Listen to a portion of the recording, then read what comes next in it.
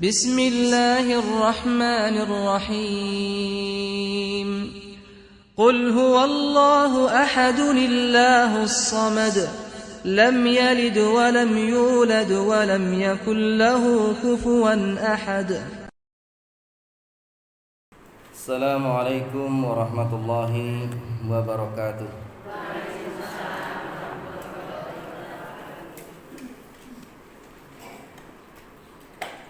Alhamdulillah hamdan katsiran thayyiban mubarakan fi mubarakan alaih kama yuhibbu rabbuna wa yarda.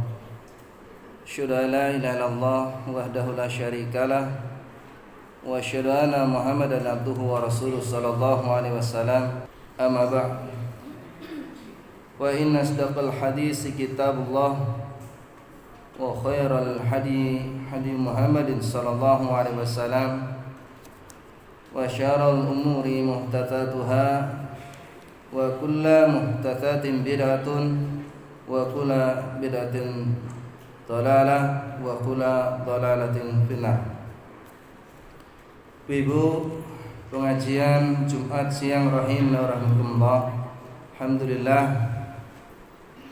siang niki kita lajengaken inggih menika Riyadhus Shalihin ingkang dipun syarah Syekh Salim bin Id Al-Khilali, dan kita dumugi bab kalih dasa, memberi petunjuk kepada kebaikan dan mengajak kepada kebenaran atau kesesatan. Maksudnya kalau kebaikan akan dibalas kebaikan, kalau kesesatan dia akan mendapatkan dosa. Beliau membawakan firman Allah Ta'ala, wad'u ila rabbik, dan serulah manusia agar beriman kepada Rabbmu. Nggih, wonten surat Al-Qasas 28 ayat 87. Wonten ayat menika perintah kangge sedanten juru dakwah supados ngajak menungso niki tumuju wonten tauhid dumateng Allah Subhanahu wa taala. Beribadah namung dumateng Allah Subhanahu wa taala. Taat sedanten perintah-perintahipun lan nebihi laranganipun. Menika sejatosipun juru dakwah ingkang piyambakipun dakwah. Mila ibu-ibu, salah satu manhaj yang benar, manhaj yang mengikuti dakwahnya para nabi, para rasul, memulai dakwahnya itu dengan tauhid. Menika sagedipun pirsani napa ingkang dipun jelasaken Syekh Jamil Jainu wonten kitabipun Firqatun Najiyah wa Taifah Al-Mansurah. Tembung di Rasulullah sallallahu alaihi wasallam piyambakipun dakwah nyeru dumateng tauhid menika mboten kirang ngantos 13 tahun ibu-ibu. Nggih, dadi nek awake dhewe niki nggih ya mung trima nek longgar niku kemawon lagi pinten tahun niku kadang-kadang sampun malek jelek menika. Tembuti tauhid menika sejatosipun menawi dipun galih, dipun kupas niku mangke rincianipun kathah ibu-ibu. Sehingga napa tesih kathah babagan masalah tauhid menika sejatosipun ingkang dereng kita mangertosi. Dipun sebataken wonten setunggalipun hadis wa Ibnu Abbas radhiyallahu anhuma anna Rasulullah sallallahu alaihi wasallam lama ba'atha Mu'adan ilal Yamani, nalika Rasulullah ngutus Mu'ad wonten Yaman. Nggih. Qala lahu, Rasulullah ngendika dumateng Mu'ad menika, innaka ta'ti qauman min ahlil kitab falyakun awwala ma tad'uhum ilaihi syahadatu an la ilaha illallah. Mu'ad, satemene kowe nekani ahlul kitab. Sinten ahlul kitab ibu-ibu? Sinten? Yahudi, Nasrani. Menika. Falyakun awwala ma tad'uhum ilaihi syahadatu an la ilaha illallah. Pisanan serunen ajaan wong-wong kono mau menawa ora ana sesembahan kang hak kejaba Allah. Wa fi riwayat ila ayyi wahidullah. Enten riwayat sanes Mu'ad menika dipun dawuhi supaya mentauhidkan Allah. Fa inhum atauka lidzalika fa'alimhum anna Allah tarada alaihim khamsa shalawatin fi kulli yaumin wa lailah. Menawa wis ngerti, wis paham, wis nindakne serunen, weh ana ngerti menawa Allah Subhanahu wa taala kuwi ngwajibke sedina sewengi salat kaping 5. Fa inhum atauka lidzalika fa'alimhum anna Allah tarada alaihim shadaqatan tuhadu min aghniyaihim faturadu ala fuqaraihim.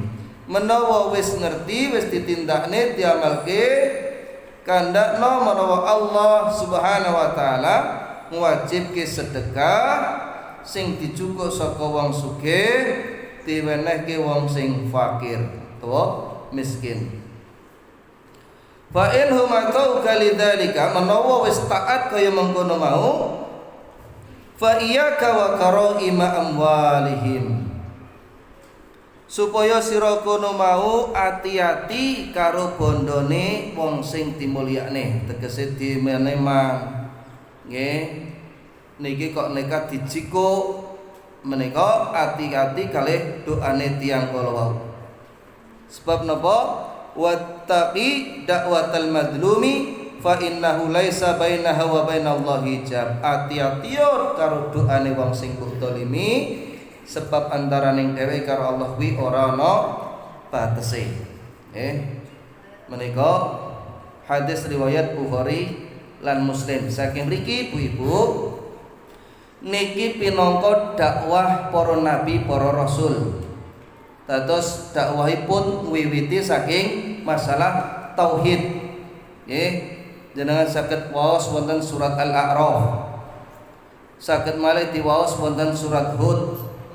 Tembuti para nabi, para rasul kala wau sami nyeru, ya qaumi budullah ma lakum min ilahin ghairu.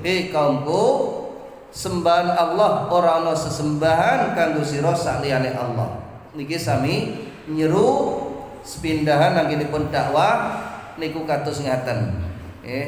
Mula umpamane ana juru dai pisanan sing diomongke masalah politik umpamane, atau masalah-masalah yang tidak menitik beratkan pada tauhid, maka ini sebenarnya tidak sebagaimana dakwah yang dibawa tidak sebagaimana dibawa Rasul dan para nabi. Faktor utama yang menjadikan akidah kaum muslimin kuat itu adalah tauhid tersebut. Betul. Apalagi kok sampai meremehkan masalah tauhid, ini tidak boleh. Mboten angsal. Tauhid itu ibarat pondasi bagi sebuah rumah, akar bagi sebuah pohon. Jenengan boten usah bayangke tebe-tebe, umpama masjid megrong-megrong kaya ngene iki gedene, nggih. Terus pondasine iku ora bakoh mung trimo tememplek dhuwure, terak angin mesti ambyar. Nggih, seperti itu pula pohon. Pohone gede dhuwur nanging oyote boten kathah, boten jero, saged kemawon gampil ambyar. Dari sinilah banyak saudara-saudara kita ketika akidahnya itu dangkal, mudah untuk dikristenisasikan. Betul. Kita lajengaken Allah Subhanahu wa taala berfirman, "Ud'u ila sabili rabbika bil hikmati wal mau'izatil hasanah." Serulah manusia kepada jalan Rabbmu dengan hikmah dan pelajaran yang baik.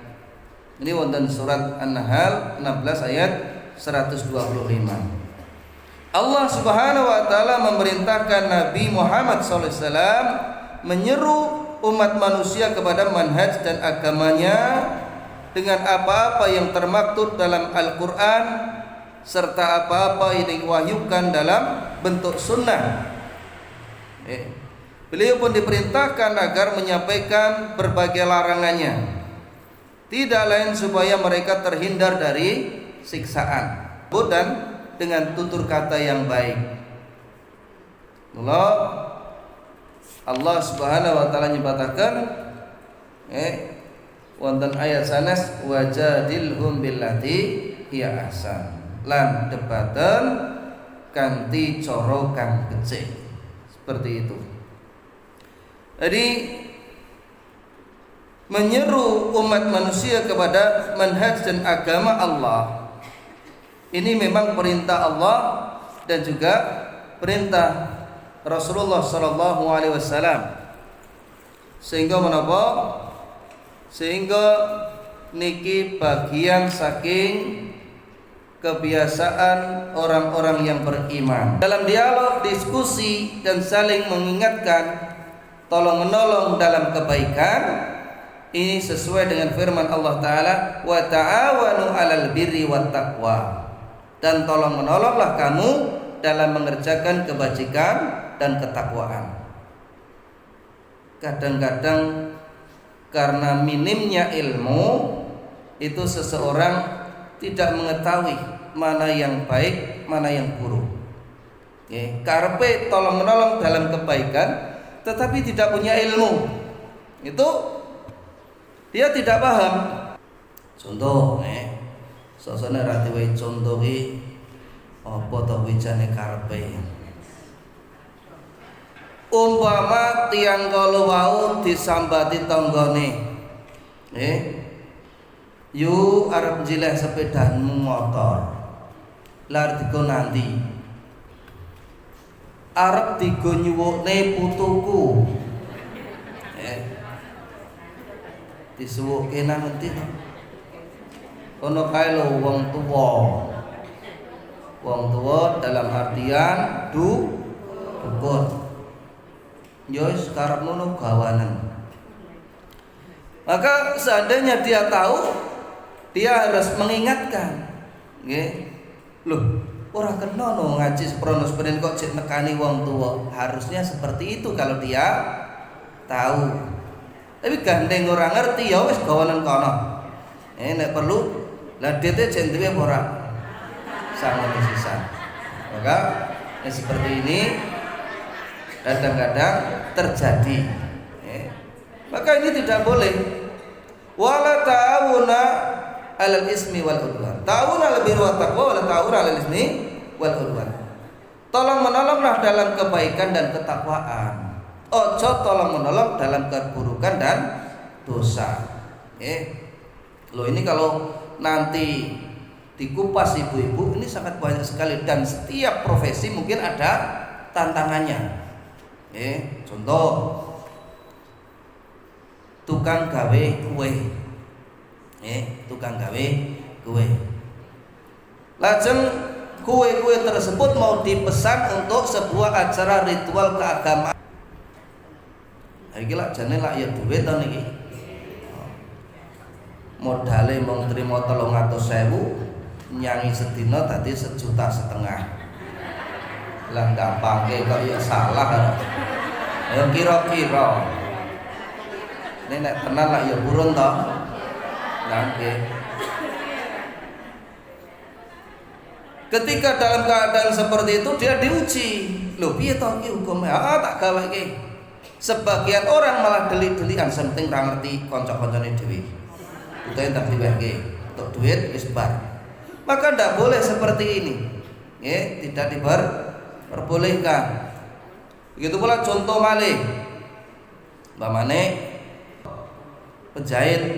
Lah iki penjahit iki. Lho kula ya penjahit, urusan duting kono ki lho awakku dhewe. Dutingku tak bengkongke lho niki. Sebenarnya dia memerintahkan pesan jahitan, kata partai besar, untungnya banyak. Delalah sing didamel niku perkara-perkara yang mungkar. Betul salah kula sebutke nggih, karena ini bisa saja itu terkait masalah logo-logo kesyirikan, nggih. Bisa juga pakaian yang memang dipakai di luar tapi dengan corak dan model yang tidak syar'i. Nah, ini banyak. Loh, kita dari mana tahu bahwa itu adalah pakaian luar? Ya dari rombongan yang dibuat ini. Apakah mungkin pakaian rombongan kok dinggone nang jero, tidak dipakai di luar? Ya, rombongan karo sapa nek dinggone nang jero omah. Maka yang seperti ini betul-betul dibutuhkan kejelian seperti itu. Niki sebagai contoh dan sangat banyak sekali ibu-ibu. Ini sangat banyak. Kemudian melalui ayat tersebut Allah Ta'ala memerintahkan para hambanya yang beriman supaya saling menolong dalam berbuat kebaikan. Itulah yang makna albir dalam ayat ini. Tadi boten namung tukang gawe kue, penjahit, bukan, termasuk tukang-tukang juga seperti itu ada ujiannya. Jadi ini tidak boleh tolong menolong dalam keburukan.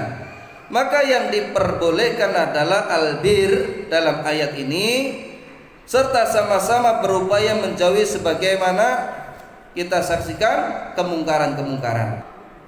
Dalam ayat ini sesungguhnya Dia Allah Subhanahu wa taala melarang mereka untuk tolong menolong dalam kebatilan, dalam dosa dan kesalahan. Ini tidak diperbolehkan. Termasuk ibu-ibu juga dengan bapaknya itu tidak boleh memerintahkan keburukan, tolong menolong dalam keburukan, itu tidak boleh. Umpama kuwi dilongi korong 2 juta apa ya doroti bapakmu. Enggak boleh, kalau bukan haknya tidak boleh. Tutuwee.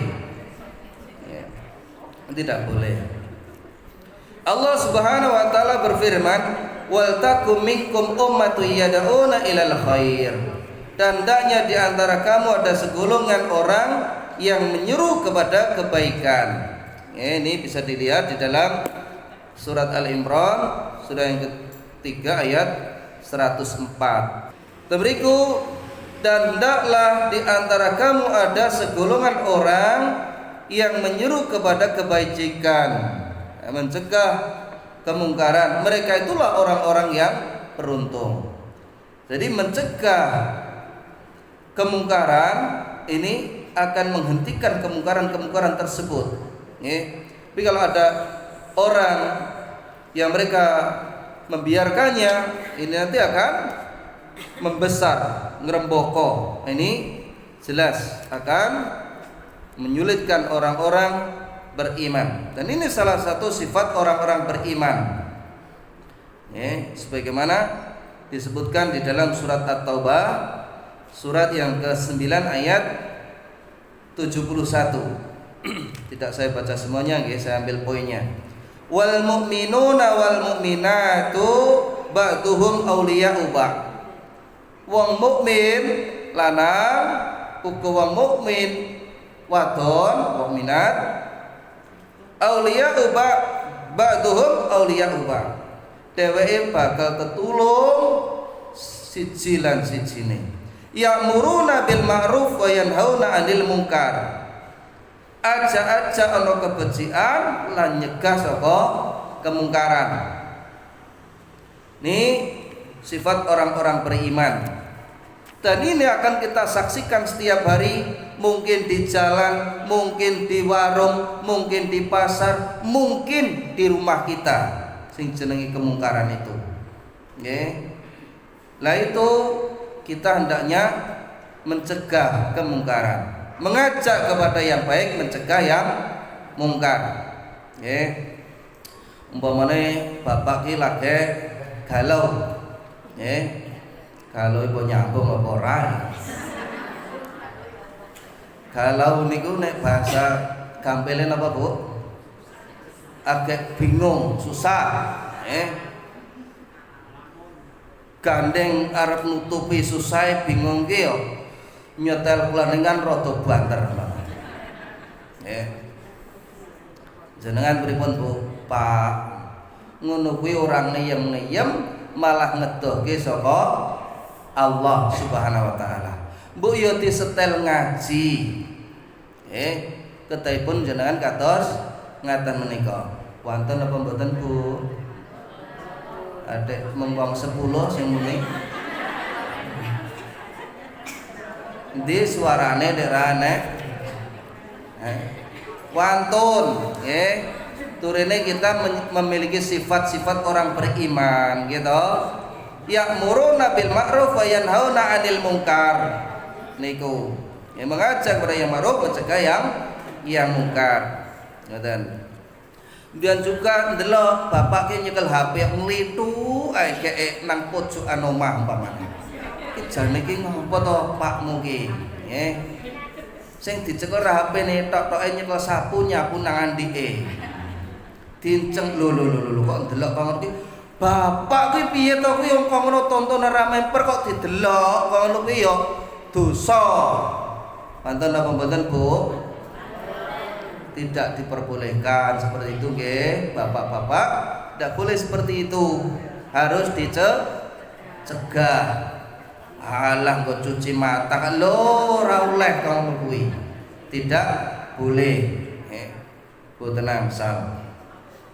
Niku nek ditokne wae engko nyawang jenengan mboten marem meleh.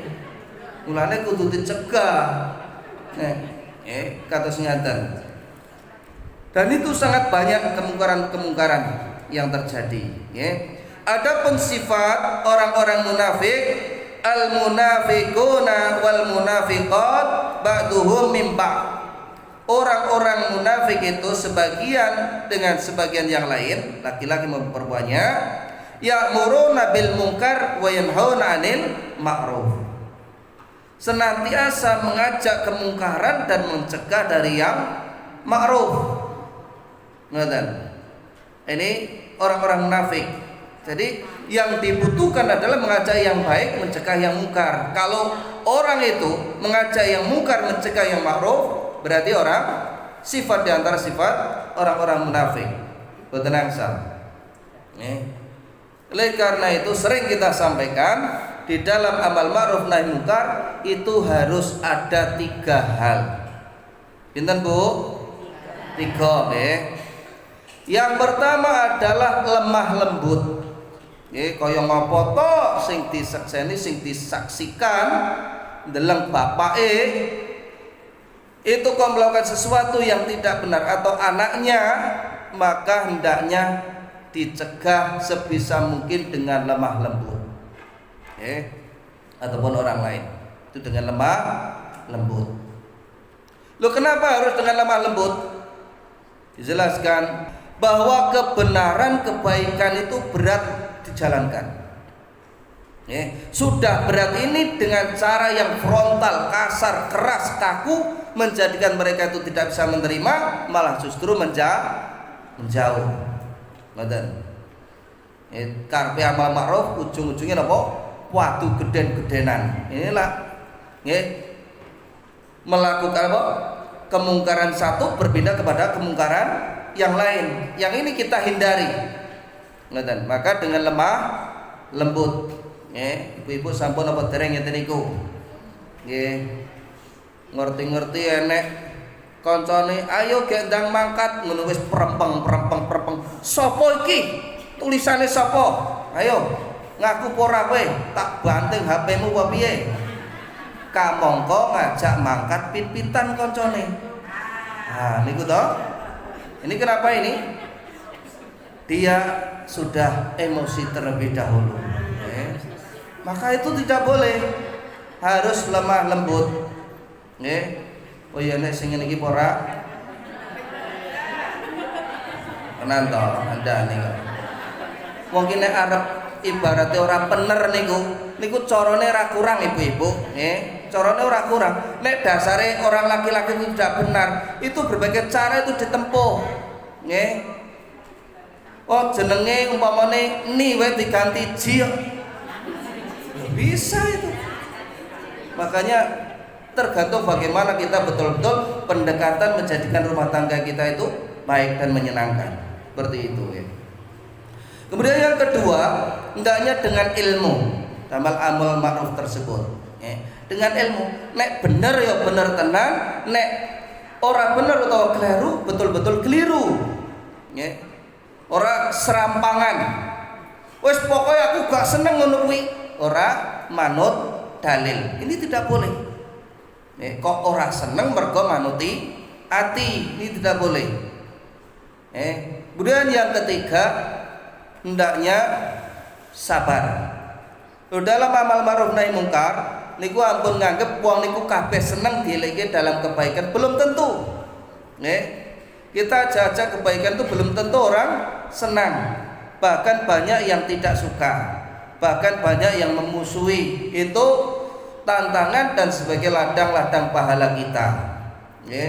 Wong jenengan ngertos ki ambak atase Rasulullah sallallahu alaihi wasallam niku kalih Abu Jahal pripun dimungsuhi. Itu kalau kita itu lihat kondisinya Rasulullah dengan Abu Jahal ini boleh dikatakan tunggal kritis dalam tinggal itu. Bahkan masih saudara, ada hubungan saudara, justru senantiasa memusuhi, membenci. Ini kenyataan. Oleh karena itu, kalau kita berdakwah pada yang musuh itu sebagai tantangan, maka sabar. Kalau tidak memiliki kesabaran, itu bisa saja apa yang disampaikan jadi benar, kemudian dia tidak sabar, akhirnya mengikuti kebatilan tersebut. Dan ini sangat banyak, karena amal ma'ruf nahi mungkar itu menentang arus. Sedangkan mengikuti kemaksiatan itu seperti ikut arus tadi, berat.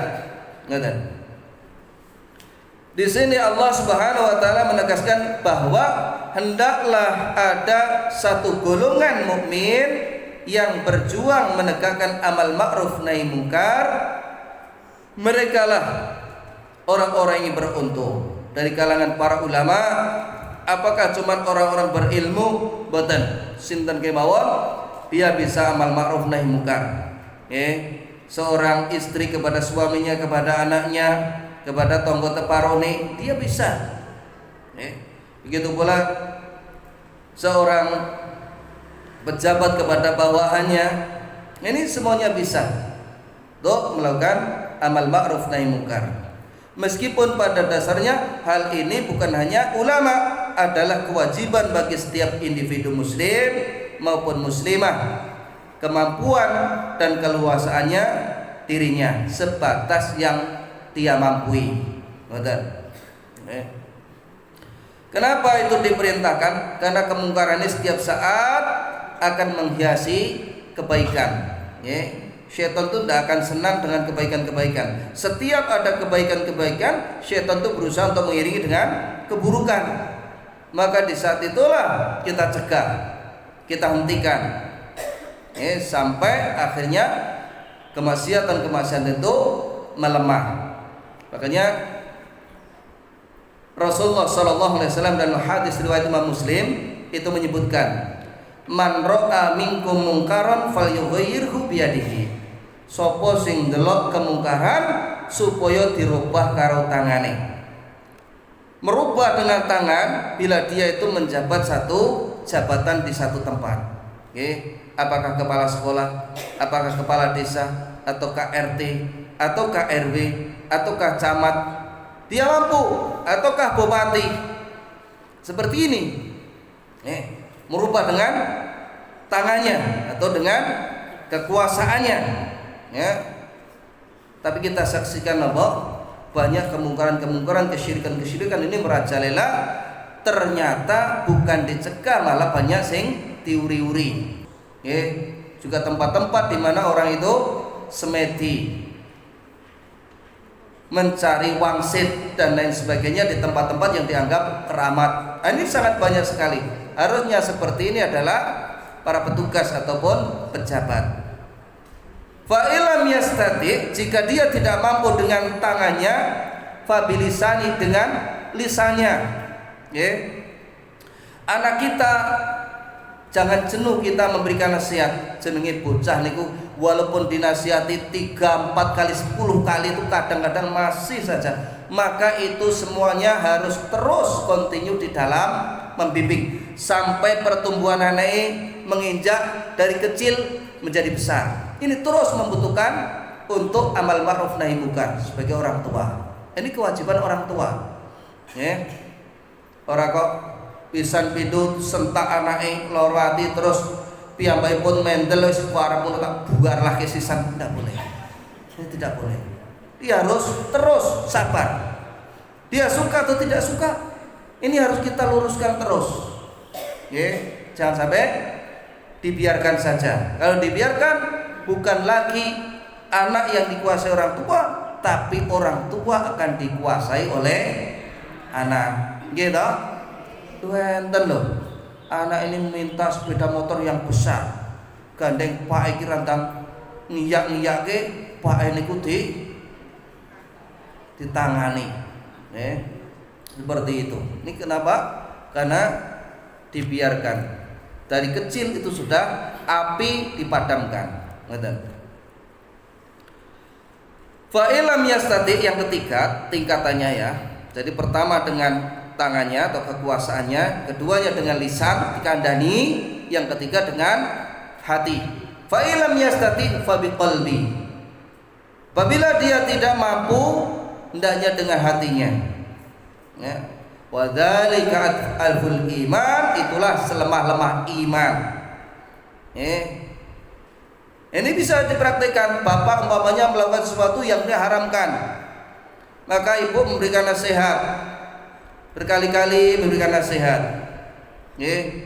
Kalau ada baiknya seandainya ibu ini kurang begitu respect terhadap perkataan bapak.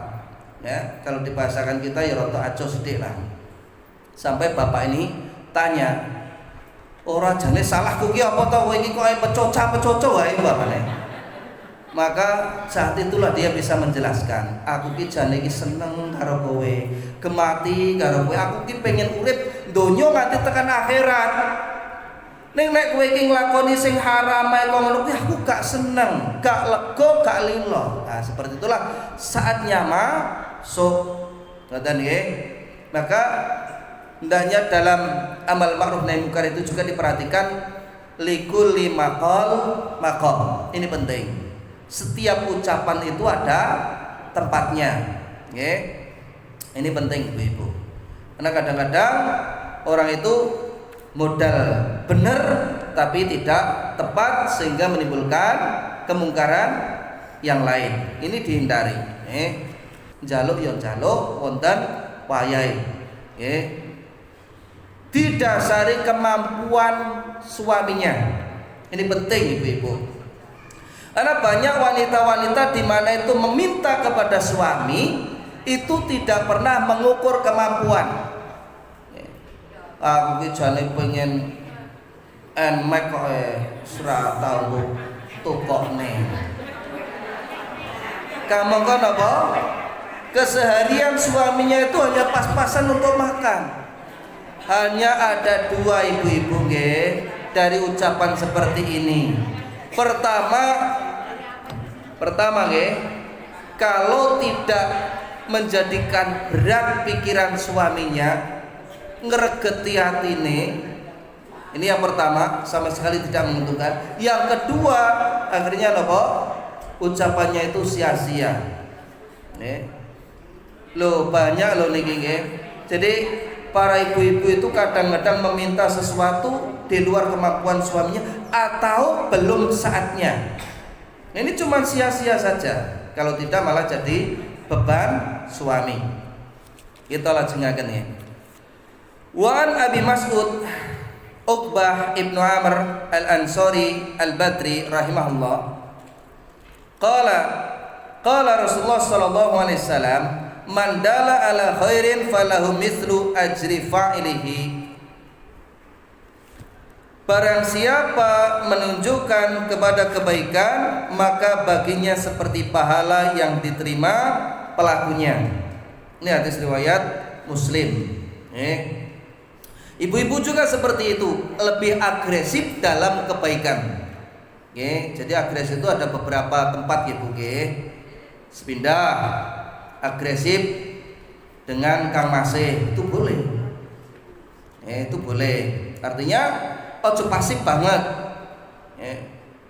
Kemudian yang kedua, agresif dalam menyebarkan dakwah Islam. Itu diperlukan. Kono ngaji kono anu dino iki. Maka orang-orang yang mengikuti seperti itu, jenengan akan mendapatkan pahala.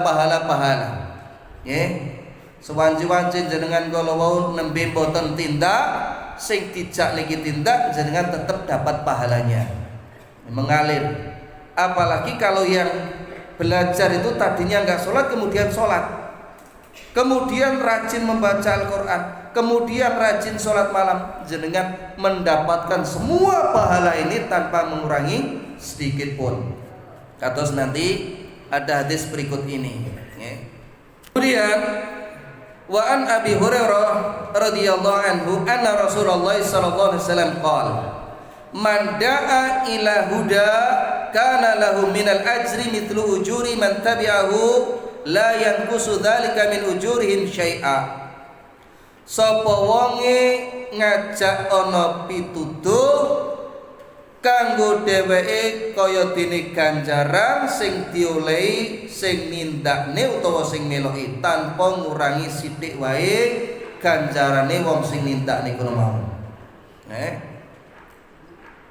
Sebaliknya, wa man da'a ila dhalalatin kana alaihi minal ismi mislu asami man tabi'ahu la yanqusu dzalika min asamihim syai'a. Sapa wonge aja-aja ana kesesatan kanggo dheweke dosa lan uga dosa sapa wae sing meloki tanpa ngurangi sithik wae dosane. Dari sini barang siapa mengajak kepada sunnah kemudian orang-orang mengikutinya, maka dia akan mendapatkan pahala orang-orang yang mengikutinya tersebut. Oleh karena itu dalam hadis ini ada saudara-saudara kita yang salah dalam memahami. Yang pertama, anggapan mereka bid'ah atau amalan yang tak ada sunnahnya itu dia lakukan, kemudian disandarkan dengan hadis ini, man da'a ilal huda. Maka ini jelas keliru. Kenapa? Karena amal perbuatan yang tidak ada dasarnya dalam agama ini sama sekali bukanlah petunjuk tetapi kesesatan. Amal yang tidak ada contoh dari Rasulullah maupun dari sahabat bukanlah satu petunjuk tetapi kesesatan. Itu yang pertama. Kemudian yang dimaksud dengan hadis ini ada dua, sebagaimana dijelaskan Syekh Muhammad bin Shalih Al-Utsaimin dalam syarah Riyadhus Shalihin. Semakna dengan hadis ini. Man sanna fil islami sunatan hasanatan. Di mana hadis itu menunjukkan yang pertama, orang yang bersegera di dalam kebaikan. Umpamane contoh tiang kalau mau ada satu bangunan masjid kemudian diseru untuk berkorban. Niki masjid pada dipun mimiti monggo ingkang pada nyumbang kula semanggakan. Oh nggih, kula pada nyumbang 50 sak semen pamane. Maka yang lain itu mengikuti. Kula nggih ajeng ngoten, namung kula namung sedasa semen. Ndak apa-apa. Kula nggih tumut gangsal semen. Maka orang-orang yang mengikuti setelahnya ini, orang yang pertama ini mendapatkan pahala seperti itu. Itu penjelasan Syekh Muhammad bin Shalih Al-Utsaimin yang pertama. Kemudian yang kedua, yaitu orang yang memberikan contoh setelah sunnah itu ditiadakan atau tidak ada atau tidak hidup di satu daerah. Pamane mangkin wonten besane panjenengan nggih. Tilik mantune kelahiran. Kono kuwi ora tau ana acara akikohan. Anake diweleng-le nek kowe diwehi kelonggaran ya anake iku diwehi akikah. Pamane nggih. Nggih Bu, lajeng dipun akikahi wonten daerah tersebut. Dan di sana tidak pernah dilakukan hal semacam itu. Maka dari sebab dia melakukan akikah tersebut, tonggo teparone do melu akikah, maka orang-orang yang mengikuti yang tadinya tidak ada ibadah tersebut kemudian hidup, dia akan mendapatkan pahala orang-orang yang mengikutinya tersebut. Ini yang dijelaskan oleh Syekh Muhammad bin Shalih Al-Utsaimin.